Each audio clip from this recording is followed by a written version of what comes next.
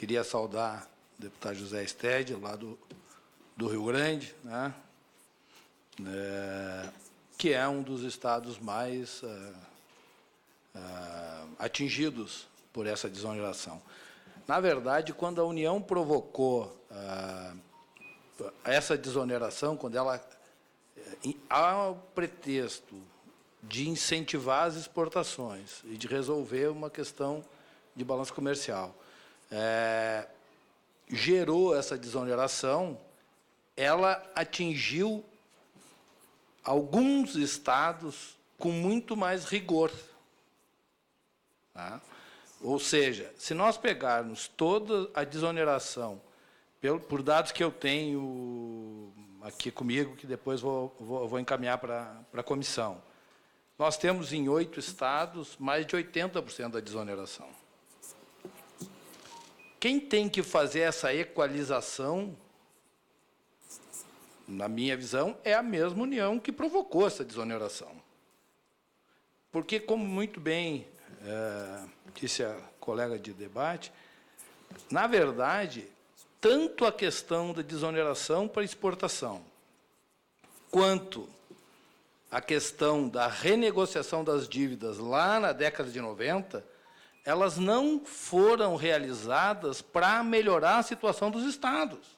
Elas foram realizadas por um interesse da União.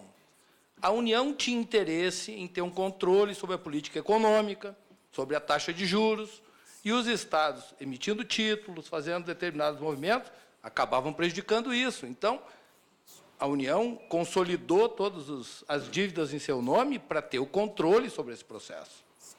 Tá? A mesma coisa no que diz com a desoneração. Ou seja, quando ela desonerou, ela estava buscando um posicionamento melhor do Brasil no contexto das nações exportadoras. Tá? Então, nós temos, sim,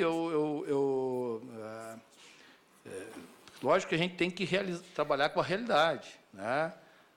Em dados, até 2014, que eu tenho aqui, atualizado pelo mesmo valor que a União cobra dos estados na dívida, mesmos índices que a União cobra dos estados.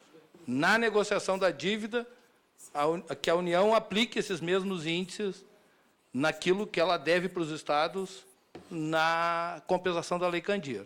Até 2014, certamente, botando 2015, o Estado do Rio Grande do Sul não deveria mais nada para a União.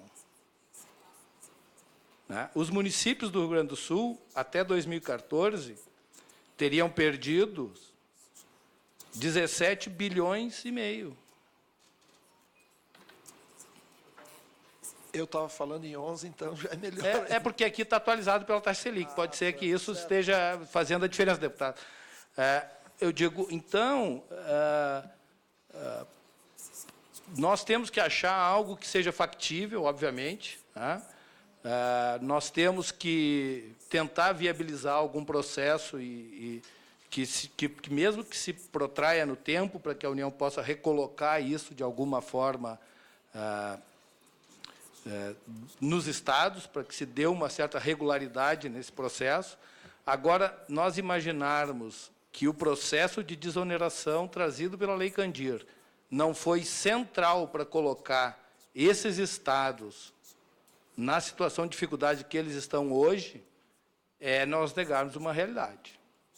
Muito da dificuldade, porque temos outras dificuldades, não estamos aqui negando que nós não temos dificuldades gerenciais, dificuldade de gestão, dificuldade do processo econômico, mas muitas dificuldades que esses estados têm hoje vão deitar raízes nessas duas questões, na renegociação da dívida, feita em 97, e na desoneração trazida pela Lei Candir.